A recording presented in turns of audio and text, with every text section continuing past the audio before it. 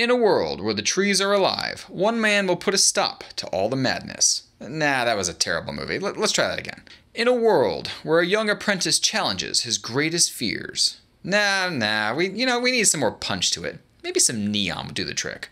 In a world where apprentice turns on master and becomes the ultimate foe. Yeah, that's much better. It's scenes like these that are basically effortless when shooting on the LG V30, a phone that's been designed from the ground up for content creators and fledgling movie makers alike. Hey everybody, it's Nick from Android Headlines, and this is our in-depth review of the camera on the LG V30.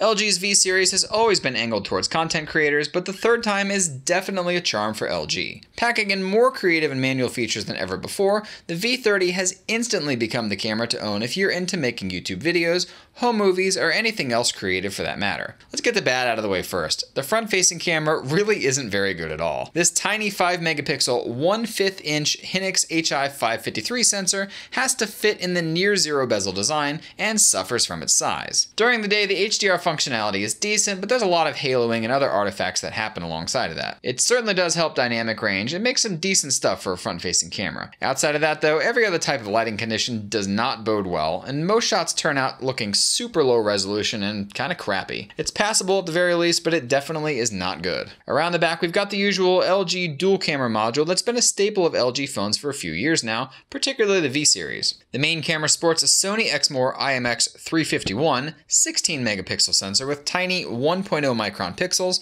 and an f-stop 1.6 71-degree viewing angle lens, with both laser and phase detection autofocus. Next to it's a 13-megapixel Samsung sensor with the same size 1.0 micron pixels, which resides behind an f-stop 1.9 120-degree wide-angle lens with fixed focus. From these specs, these cameras sound pretty mediocre for a flagship smartphone camera in 2017, but LG has plenty of tricks up its sleeve to ensure those thoughts never run through anyone's heads. First off, the main 16-megapixel sensor features on-sensor HDR technology, meaning it takes instant HDR photos and HDR video as well. As you'll no doubt recognize from all the TV tech buzzwords thrown around nowadays, HDR video from a smartphone isn't exactly common, and it's these types of things LG is banking on with the V30. This HDR functionality is unlocked when you use the LG Cinelog, which is a really awesome thing to add to the manual mode. Photos from both sensors are generally phenomenal and exhibit not only tons of detail, but great color accuracy as well. LG utilizes a color detection sensor along the back to help with better lighting scene conditions, and it nails the scene way more often than last year's LG flagships do for sure. Shots in the majority of lighting conditions from the main sensor are incredible.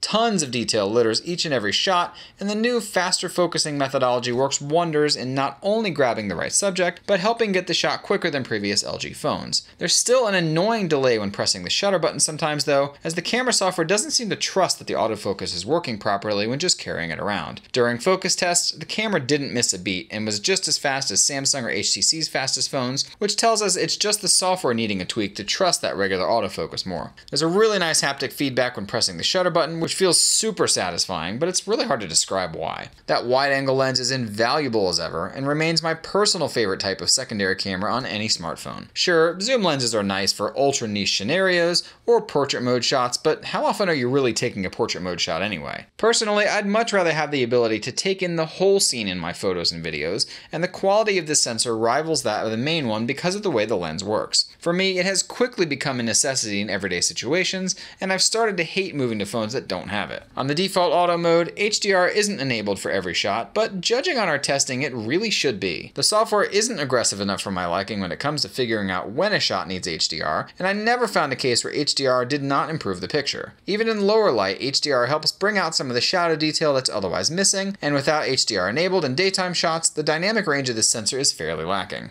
LG opts for the Sony-style low-light shooting, which is fine in my book, as it means a higher ISO but a faster shutter. Faster shutter keeps hand jitter out of the picture, but with ultra-small 1.0 micron pixels, it also means there's not a ton of light able to enter the sensor in the first place. Thankfully, LG put that f-stop 1.6 lens on here, otherwise shots would be super dark. Putting it head to head with the Note 8 shows that Samsung's larger sensor with its bigger pixels does a better job at pulling light into the shot, and in the darkest of shots, it's obvious who's the winner here. Moving indoors at night with the usual darker lighting, however, shows that LG's processing method is superior and produces more details than Samsung shots. Still, if it's pure lighting you're looking for in a nighttime camera, the V30 isn't the one you're going to want to look for. When it can pick up light, it does a great job, but most of the time it's just a tad too dark because of the physical limitations here. Manual mode certainly helps make up for that if you take the time to look into it though, and LG is here to help make beginners learn the ropes as well with its new Graphy marketplace. Graphy is an easy way to find presets for specific situations created both professionally and by users alike. Scenes are broken down by lighting type,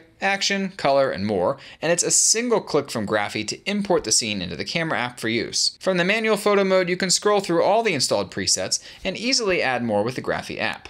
The downside here is that it's only something that can be used on photo mode, not video mode, which feels like a bit of a missed opportunity given how absolutely amazing this marketplace is. LG does offer a new Cinevideo mode that organizes the filters they introduced with last year's V20 in a much better way, and even adds an awesome new Cine Zoom mode that makes zooming in videos look more like a professional style zoom. There are fantastic color presets here for many different modes, although it's not exhaustive and you can't adjust manual options like ISO or shutter speed while using these. Regular manual mode for video is absolutely stunning and allows us to give this camera the full recommendation if you're planning on using it to make videos yourself. We took LG's challenge seriously and made the last handful of YouTube videos here with the V30, and honestly, I couldn't be happier with the results. The controls are all here and they're designed incredibly well. Options for ISO, shutter speed, white balance, and the like are all here, and of course manual focus with focus peaking is a godsend when trying to focus on the small screen. It's hands down the best manual camera experience on the market without competition, and it's LG's refinement of previous software experiences that makes all the difference here. They took what was good and made it better,